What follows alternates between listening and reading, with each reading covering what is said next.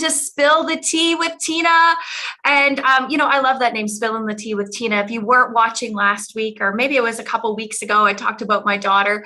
But anyways, this talk this week is a little more vulnerable. It's a little bit more about me, but I promise you it's going to connect with you. It's going to help you see what maybe you can't see. So many times I've heard this term that our thoughts create our biology.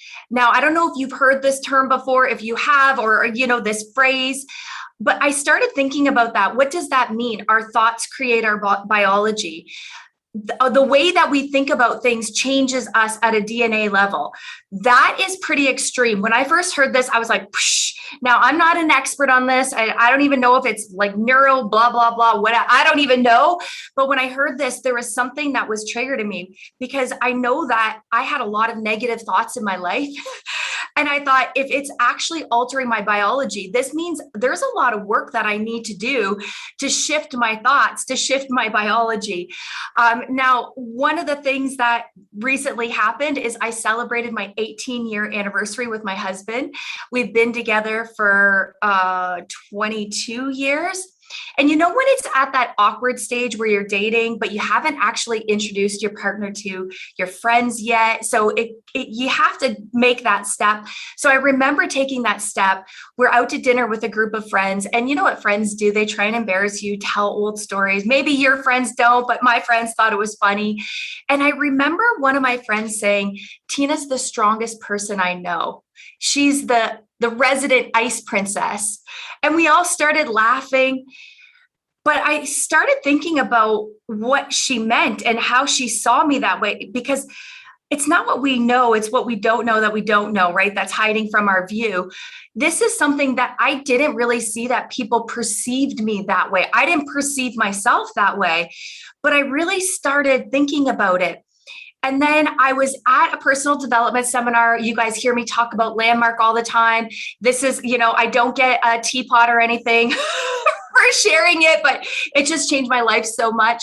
But I remember sitting in the Landmark Forum, and I was sitting there in the seat, and the coach asked us to think about a time in our life when we knew something was wrong. And I was thinking about it, and in that moment of clarity, of quietness, a memory came up when I was 4 years old, and I went on vacation with my dad to Calgary. I had to take a plane, my first time on the plane. I remember my dad saying, "Chew this gum." He said, "Otherwise your ears are going to pop." Well, in my head as a 4-year-old, I thought like literally my ears were going to explode. So I was chewing that gum like feverishly, but it was really fun. It was exciting. I got to meet my aunt and my uncle, my cousins, and they lived in the mountains, and I saw buffalo. It was such an exciting time, just me and my dad going and hanging out. And then I remember that night, my dad was going out the door to leave. And as a 4-year-old, I really believed he took me on a plane to leave me with these strangers, and he was never coming home. Now, you can imagine the terror that I was experiencing watching my dad walk out the door, and he had this look on his face like dread. As an adult, I can see it now, but as a 4-year-old child, I thought he felt really bad for leaving me. And I started crying and crying and crying. And I was hanging onto his leg, and I was begging him, "Please, please don't go. Don't leave me. Don't leave me." And I remember my aunt grabbing me and peeling me off my dad. And my dad gave me like one of these looks, and they opened the door and he walked out. Now, I was 4 years old. I remember what the house looked like. I remember the 2 lazy boy chairs. I remember the old record player where you lift the lid. I mean, I remember it like it happened yesterday. And I remember sitting on the lazy boy chair, and I was crying and crying and crying. I couldn't stop crying. I couldn't catch my breath. And then my aunt said to me, "Stop crying. It's okay. Be strong. Your dad's coming back." I couldn't hear "your dad's coming back." All I could hear was "Stop crying, be strong." In that decision, I decided that I was going to be strong, and I wiped my little tears off my eyes. I got a stiff upper lip, or upper chin, whatever you want to call it. The tears went away. And I realized that day really changed who I was in the world, because I never wanted to feel that pain again. I never wanted to feel those strong emotions again. And I realized sitting in that personal development seminar that I had turned off my emotions because the pain of that, like abandonment, that was my experience. He's leaving me. That pain was too severe for me. Now, some people might be like, Tina, that's not real trauma. But for me, that was a trauma. And that carried with me. And, when my friends called me the ice princess, I started, in that seminar, I started looking at my life and seeing how that played out. Now, for those of you that follow me, you might know that I witnessed a really tragic accident where somebody burned alive in front of me. I turned off my emotions and I went and did a breakthrough call with somebody who needed me. I found my best friend in his garage. He tried to commit suicide. I just went into what do I need to do to get out of this situation? No feeling, no emotion. When my dad tried to commit suicide multiple times, no feeling, no emotion, just deal with what you need to deal with. Be strong. It became kind of like a winning formula for me. Being strong in my life really helped me, but it also hurt me. And I didn't see how it was hurting me, especially when I started coaching, because my internal dialogue when I was working with people was, holy cow, are you serious? Suck it up, buttercup. You're crying about this. There's so many other. The internal dialogue was making them wrong for having feelings and emotions, because I couldn't be with their feelings and emotions. I couldn't be with other people's feelings and emotions. It was very uncomfortable for me. So again, I would hold it in. Now, so many times people say to me, I know, Tina, I know. And I say, listen, it doesn't matter what you think you know. It's what you don't know that you don't know that's hiding out of your view that is possibly stopping you from having more freedom, more joy, more fulfillment in your life. See, it didn't really impact me until one day I had a conversation with my daughter. And she said, do you remember when you and dad split up and you told us that you were leaving? And I said, yeah. And she said, you were the only one that wasn't crying. And she said, and I decided I wanted to be just like you. And I don't cry anymore either. Oh my gosh, you guys, my heart. I realized that it wasn't just me that I was impacting anymore.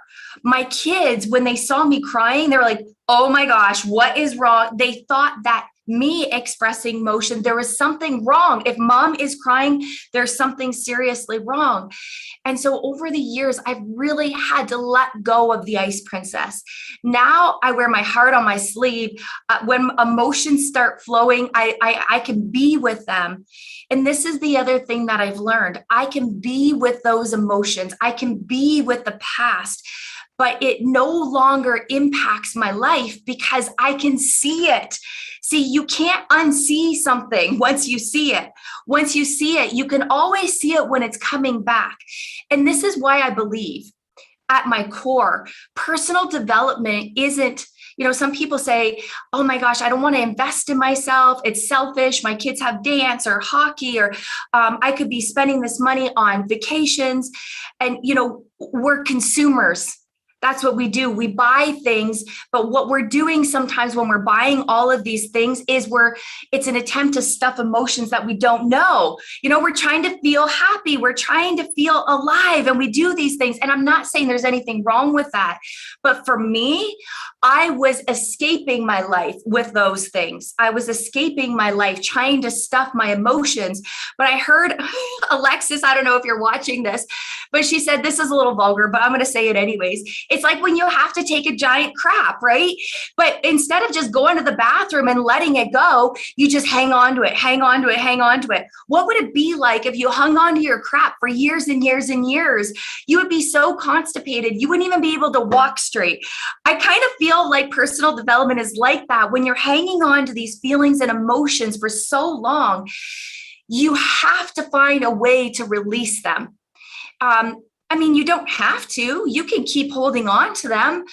But at the end of your life, do you want to look back and live a life of joy and fulfillment with freedom and ease? if that's what you want, it's available, but it's going to take something, right? Personal development isn't selfish, it's necessary. And the reason why I believe it's not selfish is because you get to pass that on. You get to shift your biology. Now, imagine if I'm programming my kids because of something that I don't know, then they pass that on to their kids. I'm like, whoa, I don't want to be responsible for generational trauma. Like, I want to stop it. I want my kids to be able to see what they can't see. Yesterday, I had an experience. My daughter, she went horseback riding for the second time. And, she's so excited about horseback riding. Well, the horse got spooked and it kicked her off as she went flying off the horse. About an hour after, she was not herself. She was so quiet. And as a mom, as a coach, I'm like, what happened? She's like, I fell off the horse. What are the stories? I was scared. It surprised me. I wasn't expecting it. All of these things. I helped her see it. And I said, and what did you do? She's like, I got back on the horse. And I said, was it still scary? Yeah, it was a little bit scary. I'm like, okay, but you survived and you're going to keep getting back on that horse, right? And you're allowed to feel scared and you're allowed to feel surprised and all of those things. She's like, I know. And then she came back herself, laughing, joking, annoying her sister, her usual.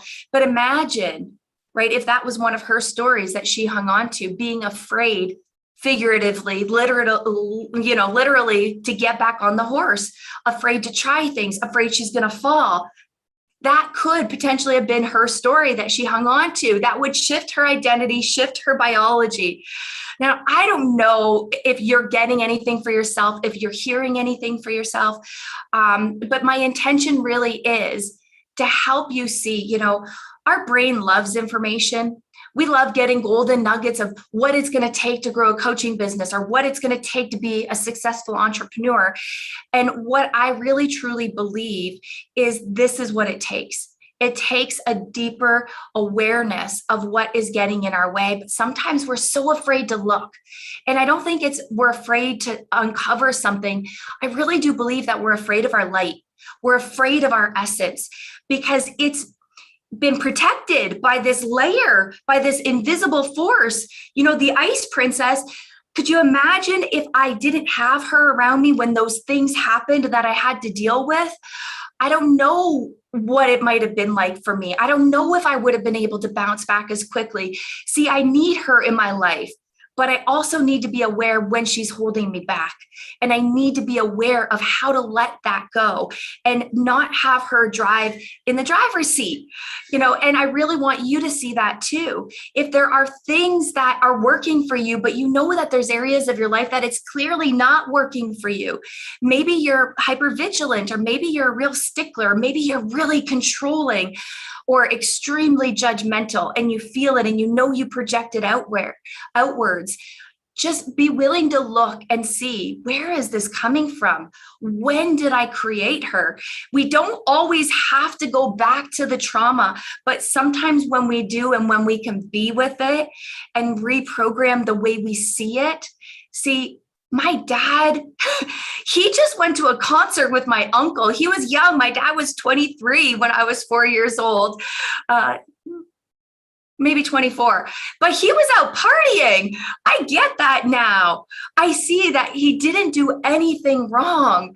I just created the story that he was abandoning me, that he didn't love me, that he was leaving me all alone. It's not what happened. It's what I created in my mind. So now what I do is I always check in.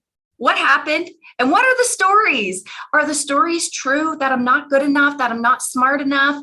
And usually when we can stick to what happened, my dad went to a concert. That's what happened. I didn't have to be strong. I didn't have to shut off my emotions. I didn't have to do any of that. It was an unconscious choice to protect myself. And we make unconscious choices all the time. And think about it in your life, right? How many unconscious choices you made about who you have to be. And that wall just keeps coming up. If you want to be a high-performing coach, I can give you all the tactics and strategies in the world, but I promise you, there's a reason why 90% of coaches aren't making it, because they're not playing the inner game. If you are willing to play the inner game, to have everything that you want, I promise you it is available for you. You just got to take it by the kahunas and really be willing to look inside and do the work. So that's all I got to say about this today. Let me know what you're hearing for yourself. Let me know what you're taking away. And not only that, right? An insight is just an insight until you apply action. What new actions are you going to take based on what you've heard today, based on the insights? Now, when we're reprogramming our mind, I promise you, it's hard to do it on your own. We can spend hours watching YouTube and doing yoga and meditation, but that doesn't actually help you uncover what you don't know that you don't know. Okay, it's going to take something more. And if you're willing to see and look, man, I can't tell you how grateful I am that I took that first step. My friend Dax is the one who introduced me to the Landmark Forum. I have coffee with him, drinks with him often, because we celebrate what it means to live a transformed life. And I want that for you too. And I want you to have it all, because you deserve it, because you're worthy, and because you're freaking badass. Okay, I love you guys. I will see you back next week. Next week's a little special. I'm bringing a guest on next week. He was one of our clients in our launch program. He signed up for our mastery program. He chose to do all of this inner work. The transformation in the last year is just extraordinary. He's now part of our performance team. He's one of our coaches. I'm proud to call him my friend. Yannick Picard is coming on next week. I want you to hear his story.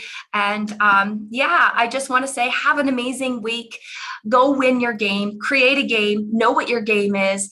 And if it's not working, give yourself a break. Don't make yourself wrong. This is your journey.